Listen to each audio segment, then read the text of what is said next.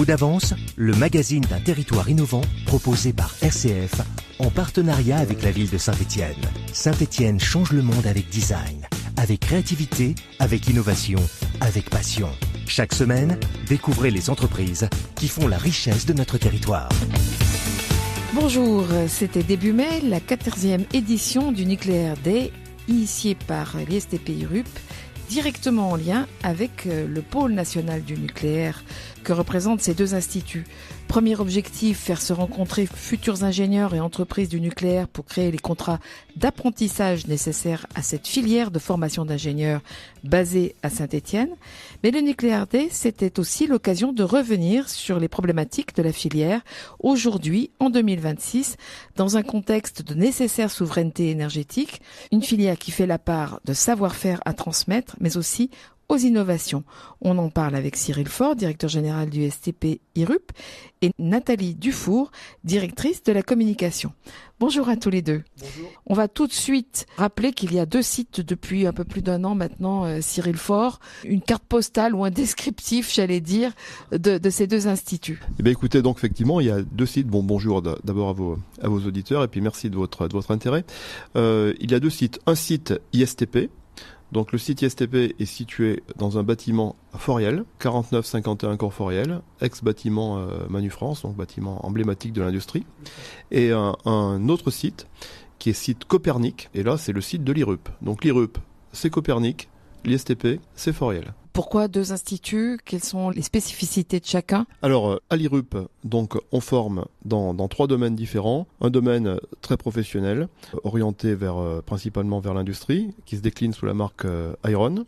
Un domaine qui est un domaine plutôt orienté vers les sciences, la technologie, les métiers de les transformations de l'industrie et des services, qui amènent plutôt des diplômes de bachelor jusqu'à Bac+5, pour des gens qui vont faire soit un métier à forte technicité, soit une formation qui amène vers une poursuite d'études, qui se décline sous la marque IRUP, et puis une nouvelle marque, Yomi Business School, elle, qui traite des métiers de Bac+2 à Bac+5, qui sont orientés autour des métiers du chiffre, de la comptabilité, de l'expertise financière, de la gestion, de l'économie sociale et solidaire, et également de tout ce qui touche le management et le développement du business et des compétences. Ça, c'est l'IRUP. Donc l'IRUP, c'est 700 élèves. Et il y a l'ISTP. Donc l'ISTP, c'est un institut dont le métier est d'intégrer des grands déterminants de compétitivité de l'économie, des besoins des entreprises pour y répondre avec des formations d'ingénieurs conçues et développées en lien avec les entreprises et le monde économique. Donc l'ISTP travaille avec trois partenaires essentiels. Donc un partenaire stratégique et historique qui est l'École des mines de Saint-Étienne à travers 4 diplômes d'ingénieurs. Ingénieur en génie industriel, ingénieur nucléaire, ingénieur en système électronique embarqué et ingénieur énergétique. Et un partenaire beaucoup plus récent qui existe à travers un site commun qu'on a créé, qui est le site Arts et Métiers en partenariat avec l'ISTP à Saint-Étienne. Donc c'est du groupe Arts et Métiers. Et là, on forme des ingénieurs beaucoup plus axés sur la conception des produits, l'innovation, la technologie. Donc plutôt des ingénieurs de bureaux d'études. Et notre partenaire INSTN nous appuie sur les filières dans le domaine du nucléaire. Donc le métier de l'ISTP, c'est de former des ingénieurs. On a également des filières post-bac aboutissant à des niveaux de bachelor à l'ISTP, parce que c'est un sujet qui nous intéresse beaucoup. Et une structure d'accompagnement des entreprises et des élèves ou des futurs chefs de projet dans le cadre de la reprise d'entreprise. Avec, je disais en introduction, cette particularité de former des ingénieurs par apprentissage. Tout à fait. Donc ça, c'est un choix qui a été fait à l'origine de l'ISTP. L'idée était simple, être dans une situation qui augmente notre impact au niveau de l'industrie, c'est-à-dire permettre à des ingénieurs, durant leur phase de formation, d'avoir un réel apport à l'entreprise et donc un impact positif sur le développement économique. Et également permettre à ces ingénieurs de bénéficier d'un contexte professionnel de haut niveau, stratégique, technologique, scientifique, qui leur permettent de développer, d'expérimenter et de labelliser des compétences d'ingénieurs avant leur diplomation. On comprend évidemment l'importance de cette journée du Nucléaire Day, dont le premier objectif, comme les 13 autres éditions auparavant, est effectivement de nouer des contrats entre les futurs ingénieurs et les entreprises. Mais elles sont forcément pas toutes ici, ces entreprises du nucléaire, pas toutes dans la région stéphanoise, loin de là. Loin de là, donc il y en a quand même une partie qui est significative dans la région Auvergne-Rhône-Alpes, puisqu'on est une région quand même de très forte intensité dans le domaine du nucléaire, à la fois avec des beaux projets de construction, mais aussi un parc installé qui est très présent, des grandes entreprises, des donneurs d'ordre et un réseau de sous-traitants très, très fort. Mais le nucléaire, c'est une filière qui est nationale, donc la majorité de nos élèves sont au niveau national et en dehors de la région. Hein. Ils viennent en région pour se former, quelquefois ils y restent, donc on a pour notre plus grand bonheur. Mais c'est une filière qui est totalement nationale et ces entreprises venaient donc de la France entière et quelquefois de l'international. On ne se représente pas toujours de quel genre d'entreprise il s'agit. Ici, on connaît l'industrie, la métallurgie, la mécanique. Quand on parle nucléaire, qu'est-ce qui est en jeu comme savoir-faire ? Il y a deux niveaux de réponse. Alors, je vous donne une réponse qui est liée à notre pôle nucléaire, au métier de l'ISTP et au métier de l'IRUP. Le nucléaire, c'est une filière qui est particulière, qui se distingue des autres pour nous, parce que chaque filière a un driver important. Donc pour bon nombre d'entreprises, le driver il est très logiquement économique, c'est-à-dire c'est un driver de compétitivité, de productivité, un driver de qualité, d'innovation. Voilà, pour le nucléaire, c'est pareil également. Par contre, il y a un déterminant qui est beaucoup plus puissant dans le nucléaire et qui conditionne tout, c'est la sûreté. Donc nos filières nucléaires, à l'ISTP comme à l'IRUP, ont comme driver la sûreté nucléaire. Donc la sûreté, c'est faire en sorte qu'une installation soit non seulement intègre, mais qu'elle ait aucun impact ni à court, au moyen terme ou à long terme sur l'environnement. Ces formations-là donc s'élaborent avec un logiciel, une méthode particulière. La sûreté, c'est comprendre le fonctionnement des réacteurs, comprendre la physique, comprendre les dispositifs scientifiques qui sont en jeu, comprendre la mécanique des fluides, la thermodynamique, comprendre aussi l'ingénierie d'intervention, être capable de produire mathématiquement une analyse de risque, enfin comprendre toute cette logique scientifique, technologique, mais aussi humaine et comportementale qui garantit la sûreté des installations nucléaires.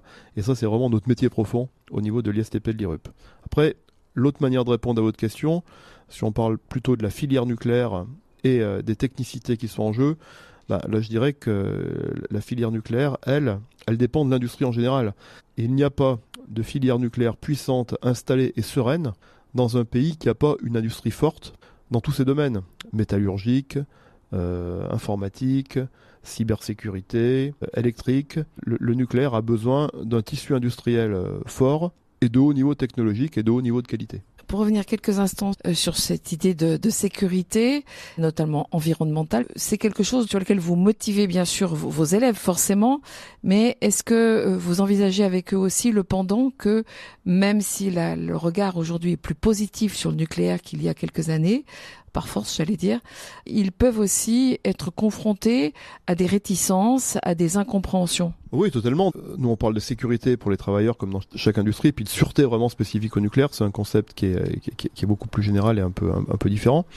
Alors, pour les élèves aujourd'hui, ils bénéficient d'un système de communication, d'un système médiatique qui communique sur les forts niveaux d'enjeux de la filière nucléaire. Donc une communication aujourd'hui dont on bénéficie, qui est très positive sur le nucléaire. Je pense qu'il est mérité, parce que c'est une énergie fiable. C'est une énergie qui a un impact environnemental somme toute assez faible et un moindre impact carbone par rapport notamment à des énergies fossiles. Donc il faut se féliciter de ce choix. Maintenant, après, évidemment, comme dans tout système énergétique, il y a des avantages, il y a des inconvénients. Donc nous, on forme des gens de très haut niveau, qu'ils soient techniciens supérieurs ou ingénieurs. On développe aussi chez eux leur esprit critique. On n'est pas du tout dans une logique, si vous voulez, d'affirmation permanente de l'intérêt d'un sujet. C'est à eux de se construire leur éthique, leurs valeurs et leur idéologie par rapport au sujet, avec tout un tas de signaux. Mais évidemment, on croit en la filière nucléaire, on la soutient parce que c'est notre métier et on est très fiers de le faire. Coup d'avance, RCF Saint-Étienne. Dans cette émission Coup d'avance, je suis en compagnie de Cyril Faure, directeur général des deux instituts ISTP IRUP basés à Saint-Étienne, et avec Nathalie Dufour, directrice de la communication. Revenons sur ce Nucléaire Day. Je me tourne un peu vers vous, Nathalie. Vous avez l'habitude de l'organiser, puisque je disais c'est la 14e édition. Qu'est-ce qui a changé par rapport aux précédentes éditions? Cette année, les Nuclear Day étaient une édition spéciale avec ISTP et IRUP. Donc le job dating IRUP regroupant une soixantaine d'entreprises, 800 entretiens d'offres d'emploi pour nos alternants pour la rentrée prochaine. Donc ça, c'est la version habituelle. Et on l'a habillé avec une journée d'échange, de prospective sur les besoins et le développement de la filière nucléaire. Comment la structurer, où est-ce que nous allons, quelles compétences, les besoins de demain, etc., etc. Donc on a accueilli l'ensemble de la filière nationale avec des tables rondes, enregistrements de webinaires ouverts, y compris à nos élèves l'après-midi, mais en présence de toutes les grandes entreprises et des décideurs de la filière. Tout cela animé par la journaliste Natacha Polony. Cyril Faure, pourquoi aller plus loin que le job dating? Est-ce que c'est le rôle d'école, comme la vôtre, d'institut, d'aller porter le questionnement et le débat autour de la souveraineté en matière nucléaire de la France? Alors, je sais pas si c'est notre rôle, c'est le rôle qu'on s'est donné. Bon, pour tout vous dire, le choix de ce format, il est motivé par quelque part un enjeu, un constat. Bon, l'enjeu, c'est que pour bien faire notre travail, il faut avoir les meilleurs élèves qui candidatent, issus d'une vraie diversité, mais les meilleurs élèves. Et que pour avoir les meilleurs élèves, il faut leur donner envie de venir, et pour leur donner envie de venir, il faut être connu et reconnu. Donc ça, c'est l'enjeu. Le rattrapage qu'on doit avoir aussi, c'est que alors, nos instituts, ISTP et RUP, il y a 2000 élèves, peu de gens finalement les connaissent si bien que ça. 2 gros sites, je pense qu'on pèse beaucoup dans la Loire et à Saint-Étienne et même en Auvergne-Rhône-Alpes. Et on s'est privé finalement, alors c'est nous-mêmes, faut reprocher à personne, uniquement à nous, de communication pendant de nombreuses années sur nos activités. Et là, on a décidé quelque part d'être beaucoup plus visible dans l'intérêt de notre recrutement et dans l'intérêt aussi du territoire. Et on y est aidé d'ailleurs par Nathalie, qui est présente à mes côtés, qui est directrice de la communication et qui nous permet d'y parvenir, alors qu'avant, on faisait quand même pas grand-chose sur le sujet. Et on peut dire que cette reconnaissance, elle a été un peu affirmée pour cette 14e édition parce que les nationaux concernés, connus, eux, en la matière, ont répondu présent. Oui, alors c'était tout le principe de notre Nuclear Day. Donc on a nos 60 entreprises qui viennent depuis longtemps, et de plus en plus d'ailleurs, qui viennent pour recruter des élèves. Donc 60 entreprises, 200 postes offerts, 800 entretiens qui sont conduits. Donc c'est un sacré job dating quand même. 60 entreprises, on bloque une rue entière pour garer les voitures, et on déserte nos bureaux pour les donner à des recruteurs qui vont faire 800 entretiens dans une journée. Donc c'est quand même quelque chose de très très massif. Donc c'est très très générateur d'emploi, parce qu'il faut savoir que chaque contrat d'apprentissage qui est signé, en général, il est suivi d'une offre CDI. Donc c'est vraiment une dynamique d'emploi qui est importante. Donc on a souhaité objectiver tout ça et annoncer ce pôle nucléaire ISTP IRUP, non pas sous format PowerPoint ou sur plan, mais l'annoncer finalement au pied d'un bâtiment comme on visite un immeuble, puisque l'immeuble est là. 500 élèves aujourd'hui dans le domaine du nucléaire à l'ISTP et à l'IRUP.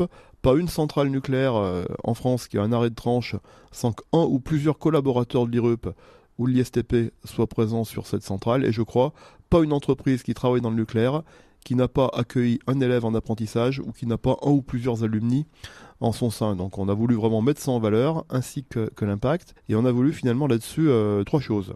Montrer qu'on pouvait générer 800 entretiens d'embauche en une journée.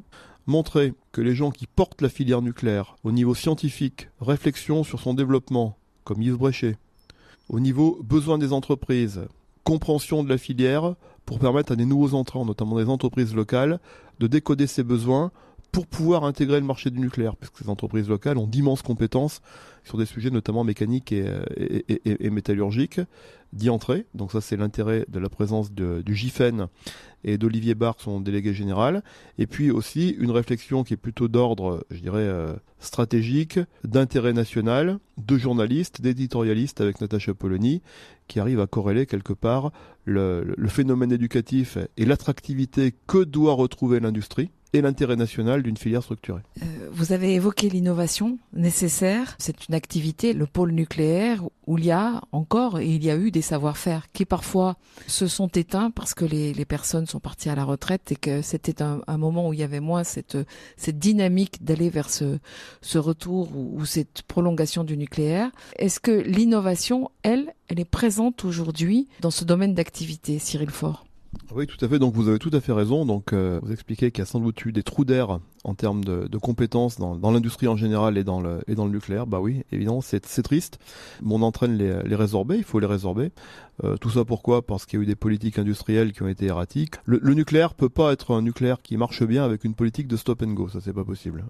Puisque créer des compétences, les développer, créer des entreprises avec des hauts niveaux de capitalisation, des hauts niveaux technologiques et des parcs machines importants, ça nécessite des constantes de temps. Aujourd'hui on y est, les planètes sont alignées, donc à nous de générer ces compétences pour les ingénieurs, mais aussi pour les techniciens supérieurs, pour les encadrants de chantier et également pour les opérateurs, parce qu'une filière, elle tient et elle fonctionne avec des cadres, des gens qui conçoivent, des gens qui innovent, des techniciens de haut niveau dans les entreprises et aussi des opérateurs avec un très grand savoir-faire. Donc l'enjeu, il est vraiment sur une filière totalement intégrée avec tous ces niveaux de compétences. Et l'innovation, bien sûr, elle est présente. Alors pour l'illustrer, nous, notre stratégie nucléaire à l'ISTP et à l'IRUP, et la stratégie de ce pôle, elle repose sur 3 sujets.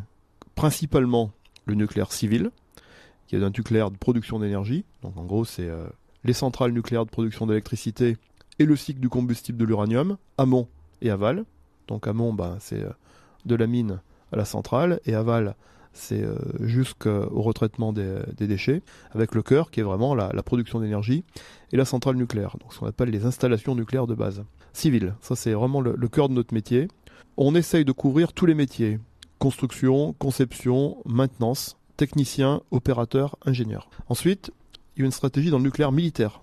Dans le nucléaire militaire, on est majoritairement dans le nucléaire militaire de propulsion. C'est les entreprises comme Naval Group ou comme la Marine nationale qui ont des systèmes de dissuasion, porte-avions, sous-marins, lanceurs atomiques.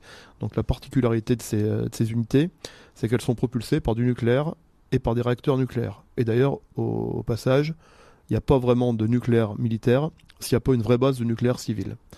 Et ensuite, donc il y a du nucléaire, je dirais plutôt d'armement. C'est les entreprises comme, je ne vais pas les citer, mais les entreprises qui font des systèmes d'armes et des ogives. Donc on est aussi présent sur ce sujet-là, avec une idée qui est qu'il y a une forte contribution dans le domaine de la dissuasion. C'est aussi de l'armement quelque part, pour ne pas faire la guerre, pour limiter les impacts. Et puis on développe là, beaucoup plus récemment du nucléaire dans le domaine de la santé, où là se pose aussi tout le sujet de la radioprotection. Donc voilà notre stratégie nucléaire civil, production d'énergie, nucléaire militaire, nucléaire de santé. Et l'innovation là-dedans. L'innovation, elle existe. D'abord parce qu'il y a toujours de l'innovation pour améliorer le fonctionnement des centrales nucléaires et l'optimiser. Mais il y a aussi ce qu'on appelle les nouveaux métiers du nucléaire. Aujourd'hui, chaque fois qu'on pourra envoyer un robot, un système téléopéré en zone, il faut développer de la robotique. Il faut développer des systèmes d'acquisition de signal.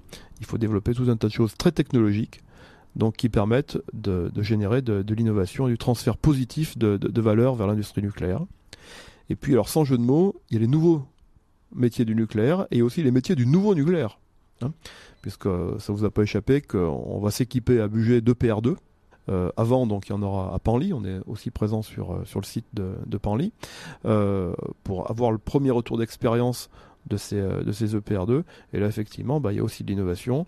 Il y a aussi de nouvelles formations qui vont être développées parce qu'on aborde des réacteurs qui sont quelque peu différents. Nathalie Dufour, cette 14e édition du Nuclear Day s'est conclue par une création dont vous avez eu l'idée, une plateforme qui permet d'aller plus loin. Qu'est-ce qu'elle est et qu'est-ce qu'elle veut faire ? Alors c'est un média réseau qui STP et IRUP ont mis à disposition de la filière pour aider et participer à la structuration, à la dynamique d'échange, de mutation, de mobilité, d'évolution de carrière. À l'AFC, de la formation continue pour reprendre ses études, ça permet également de se projeter. Et ce média réseau, il est hybride entre un réseau social, un média d'actu sur lequel on peut partager de l'information et de ce qui se passe dans la filière. Il y a également toute une partie importante de job board, donc les entreprises peuvent booster leur marque employeur, proposer des offres d'emploi. Les alumni, donc anciens élèves techniciens et ingénieurs ISTP et IRUP, donc sont membres de droit et les entreprises peuvent leur proposer des postes en France, à l'international. Et ces mêmes entreprises partenaires, et donc partenaires peuvent être aussi des institutions, peuvent échanger également en direct et pourquoi pas dans une dimension business. Cyril Faure, on sent à la fois la passion, l'intérêt que vous avez. Alors en tant que directeur général, certains pourraient dire c'est normal, mais on sent que ça va plus loin autour de la vie de ces deux instituts, ISTP, IRUP. Une journée comme celle-ci qui ne ressemblait finalement pas aux autres, ce Nuclear Day 2026. Il vous a laissé quel goût pour terminer ? Écoutez, un goût très très positif parce que pour nous, donc, la journée est réussie si les partenaires qu'on a invités, qui sont quand même nos partenaires essentiels, entreprises et élèves, sont heureux de leur journée et sont heureux s'ils ont appris des choses, s'ils ont noué des contacts et si quelque part cette journée leur a été utile pour le développement de leur entreprise ou pour leur développement personnel s'ils sont salariés. Et là, on a eu des retours extrêmement positifs de toutes ces parties prenantes. C'est une journée aussi réussie si les invités institutionnels et les élus considèrent que l'ISTP font briller le territoire et amènent une valeur positive à notre belle ville et à notre territoire sur le sujet. Et on a eu des retours très positifs là-dessus, donc je suis content de la valeur ajoutée qu'elle amène. Enfin, c'est aussi une journée réussie si au niveau national, retentissement national et participation des acteurs nationaux, ils ont l'impression que le sujet nucléaire avance avec un fond scientifique, un fond technique, un fond idéologique positif. Et là aussi, on a eu de très bons retours, ne serait-ce que par la présence des gens. Donc on était vraiment très très contents du dispositif. Et puis, je le souligne, Nathalie a eu l'idée de créer ce média, qui est important pour nous aussi parce que souvent on a des grandes journées, des grands soirs comme on dit, et puis après le soufflet retombe. Et le média, justement, il permet aux gens de créer un lien, de faire durer ce lien sur la formation, sur le développement économique, sur l'information, voire sur le partage de sentiments et de billets d'humeur dans le domaine du nucléaire.